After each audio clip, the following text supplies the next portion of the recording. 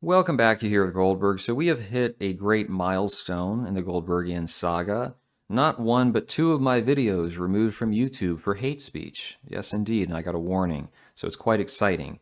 Now, these were book reviews, and there is one person I can think of who might have instigated it, although I'm not being conspiratorial. It could just be YouTube itself. Both of them had to do with the BP, so as you might imagine, I suspect just like they've been cracking down on TikTok because some speeches that were translated with AI are not to be popularized.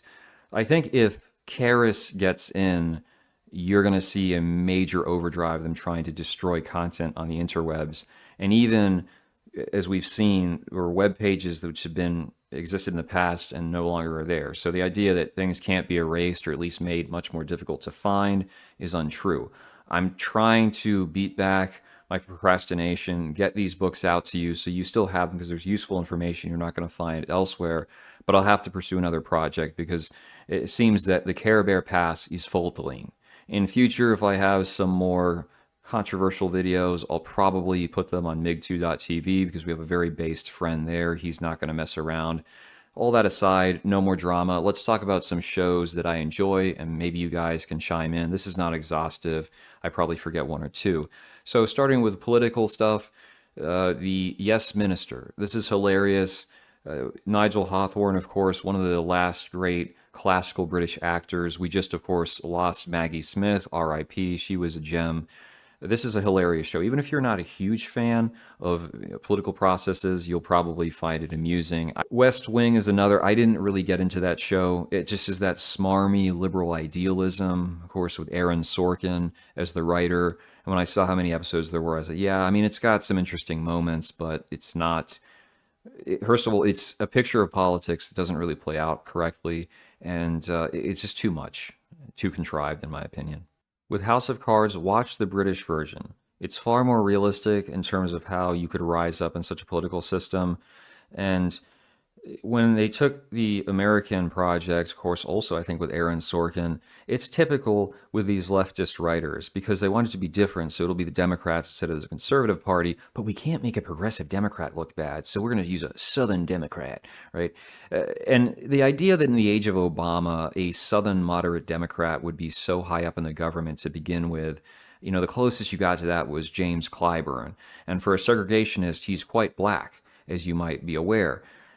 Kevin Spacey, there were some cool moments in the early stages when he used the Care Bear Land issue to sink that one nominee, but then it just became absolutely insane. The vice president's resigning to run for governor. Spacey is taking his wife, Robin Wright, as a running mate. And once it got to herself, Spacey, and the Secret Service agent getting it on, I was like, no, no, thank you. Kevin Spacey, to me, and I've said this for years, even when he was really popular, you can watch The Usual Suspects, you can watch Seven, you can watch American Beauty. This guy has always been playing himself, which is to say a degenerate. So I was not shocked at all when this stuff came out. I'm sure there's other that we have not heard of. Just not a big fan of that. I think he's highly overrated, and I'm kind of glad that he's no longer has this holy grail position where oh my God, Kevin Spacey's amazing. He's whatever, dude. He's a perverted degenerate as far as I'm concerned. Somewhat related, Homeland. Claire Danes, when she was in that movie, I think it was Matt Damon, he played a lawyer in the South. She was a battered housewife. She was kind of tolerable. In this show, she became annoying very quickly. And maybe that was the purpose of her character. But they were also pushing their own little agenda, like the Marine is the jihadi terrorist. And once more, it started kind of unraveling. I've said this before. I have extremely sensitive ears. So if you've got a pretty girl whispering to me, it's ecstasy. But if you have voices I don't like, it's a problem. So his daughter, as in I think the Marine guy, I had to always fast forward. I could not stand the way she talked. Same thing with Ray Donovan, the daughter in that show, extremely annoying. If you ever watch Scandal, every character speaks with this fast-paced whisper cell cadence inflection. The girls are like we totally have to do this like really right now and just move on this so quickly. And even the guys, like you have the brothers will talk the same way. We're gonna totally get on this right now and just totally. It's shut the hell up. I could not watch it. It was so aggravating. Now, on a separate note, That show was written by a sister, and she portrayed the Kerry Washington hooking up with nominally white but actually Care Bear Tony Goldwyn as president. I kind of wonder if that's what really helped on a cultural basis to spark the black women wanting to swirl, because this is 2012 time frame, and of course after that you have them online pushing that, then you have the sissy black Manispherians fighting back. The last iteration I saw, because I don't check up on them much, but it was with the Sonic movie. I remember they were angry on one side or the other, were angry about like the main couple there. So it's just kind of interesting how much media could have had an impact on the way people think and try to live their lives. I did watch a bit of the Billions series, and that was one where almost every character was repulsive, so you started to have more appreciation for the federal prosecutors. I mean, going down the line, you got the they, them. She was annoying. Wags can go screw himself. He was just an enervating character.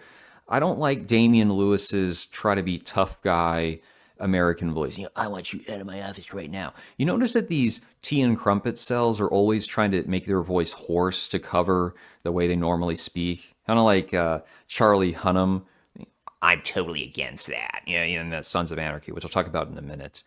Maggie Siff, you got the unibrow going on. So yeah, I actually did I like Paul Giamatti. He's actually one of the better actors in existence. He's got a relatively broad range. If you've ever seen that movie, I'm not remembering the name right now, but he plays like some kind of comic book artist, and he meets up with this woman, and she's going out on some kind of date, and he's just like, oh, I have a vasectomy. Yeah, it's pretty good in that regard.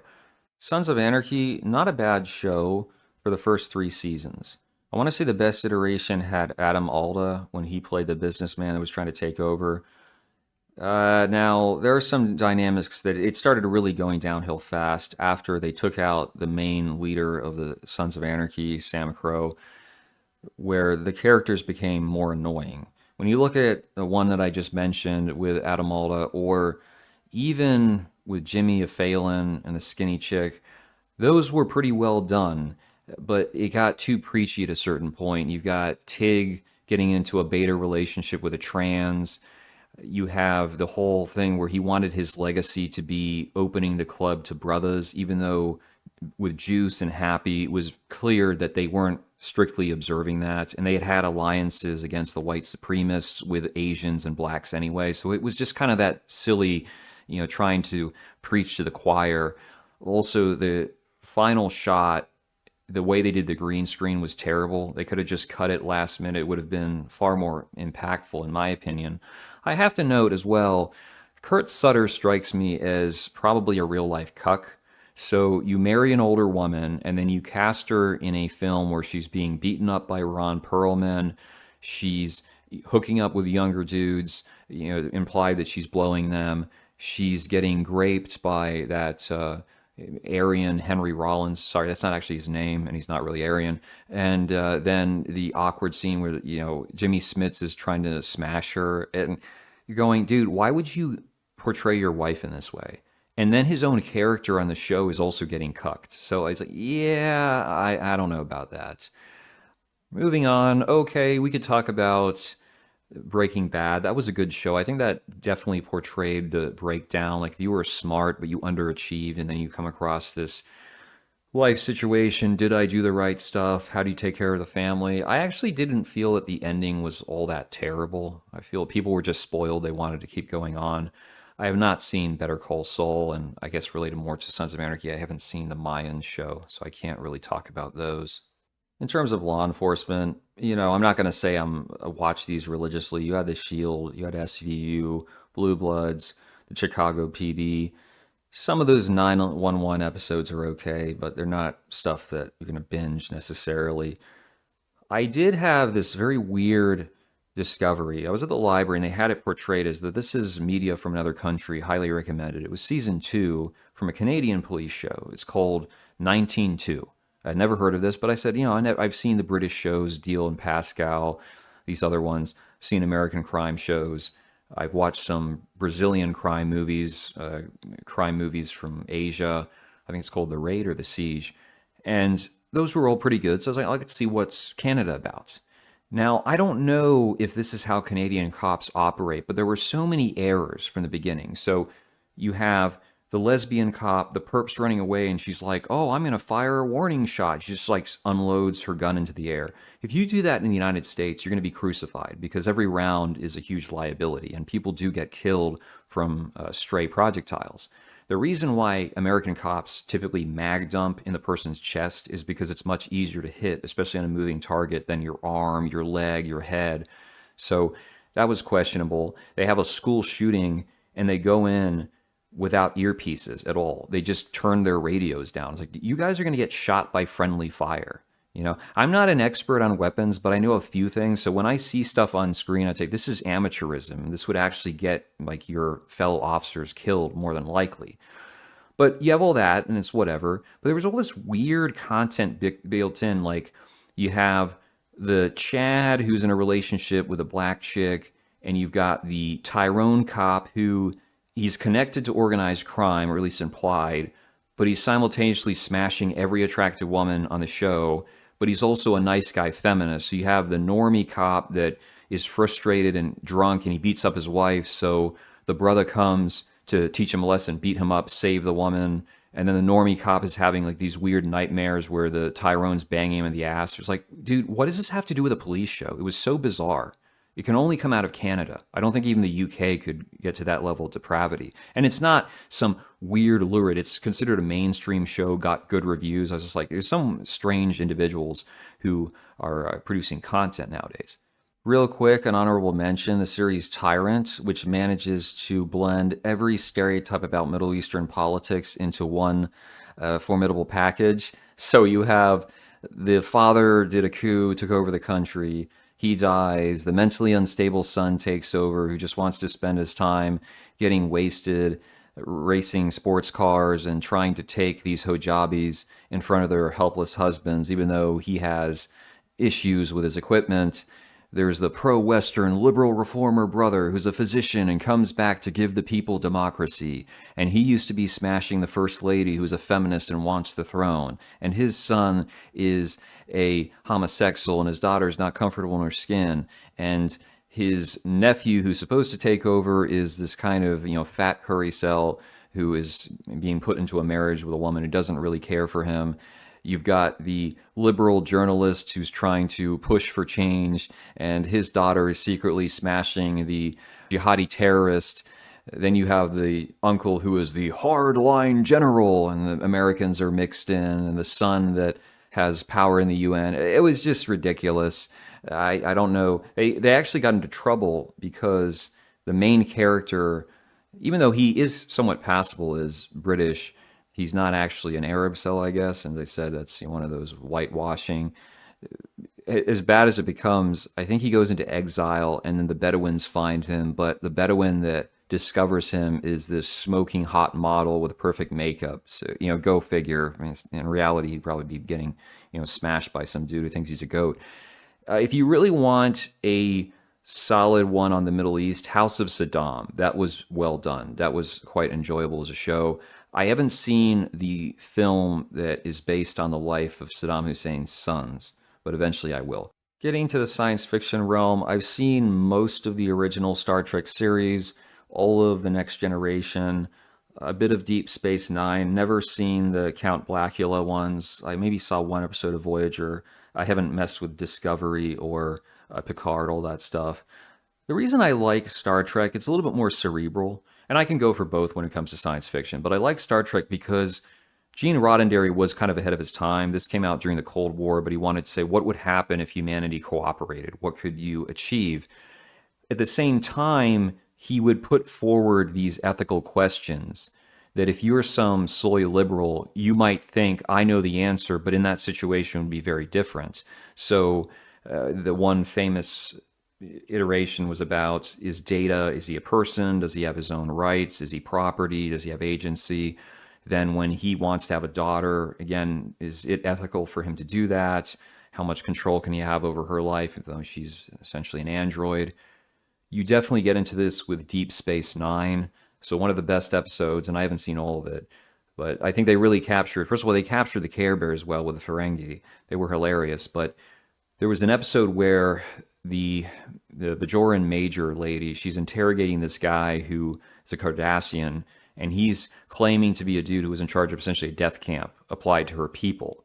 And she has to decide, do I go along with what he's saying because that'll help the narrative that's affecting my kind that apparently got genocided, or do I remain with a sense of integrity because I don't think he's actually that guy? That was very well done. You could see how any kind of leftist would struggle in that situation.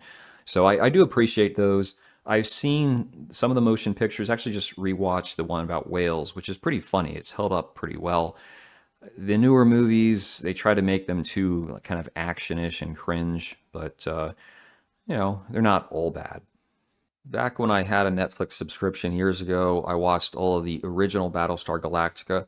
Yeah, it was campy, it was low budget, but it had that feeling. It was the characters were normal, and it was just, I don't know, it was a pleasure to watch. Okay, it didn't have all that much complexity, but somehow they did a good job between, was it Richard Quest, the other guy who played Starbuck, Dirk Benedict, I think, Lorne Green, and then I can't pronounce his name. I think he was Canadian, the one who he ended up, he was on their side, then he joined the Cylons. But that was a pretty decent show if you're into the campy stuff. I didn't watch the second iteration that got bad reviews, and then the newer one, it was okay. It just, to me, the whole people could be Cylons, that plot line just made it more difficult to follow, at least at the time I was watching it. And there were some annoying characters, like the dude who was with the Asian girl and then the feminist president. I just felt that they got in the way of the space adventure story. Maybe I should go back and I'd appreciate it more. But that's one.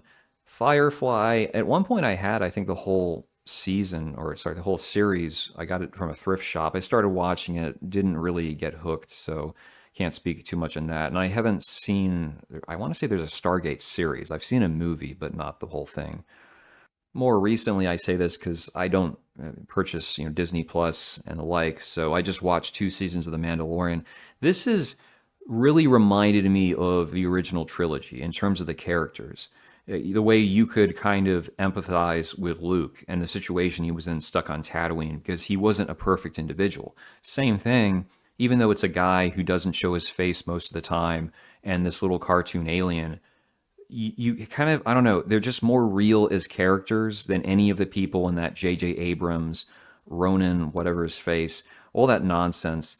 And it's interesting too because you have like Carl Weathers, but his character makes sense. He's not a moron like Finn running around just for representation. And here you've got a guy who's trained as a Mandalorian, and yet he actually almost dies in some cases. He's got flaws. He's not this perfect Mary Sue. So that's what makes it more effective. You had a little bit of that dynamic in the prequel trilogy, not so much, but like I said, the original had that. The newer Star Wars movies were garbage. So the only other thing I've seen thus far, I haven't watched Kenobi or Ahsoka. Rogue One kind of did it. Solo had a few elements, but The Mandalorian was the first I've seen. I was like, wow, obviously Kathleen Kennedy didn't have much to do with this. I think because Jon Favreau had his hands in it. He's still one of those guys that's kind of understands the America of the past, the filmmaking that people loved. So, yeah, those are the ones that I just thought of right now. I'm probably missing a few, but like I said, I'm not necessarily the religious binge watcher, although I'm open to new stuff. And there are some shows that you start like, what was it, Westworld? Maybe that's the one that was pretty popular. I didn't quite get into that one. There was another show. I remember some random guy, he's like fat dude at the library, started telling me you got to watch this show, and it was about a girl who an airplane blows up and the toilet falls down and kills her, and then she's, I think, stuck in the spirit world. It was somewhat interesting, semi-comedic.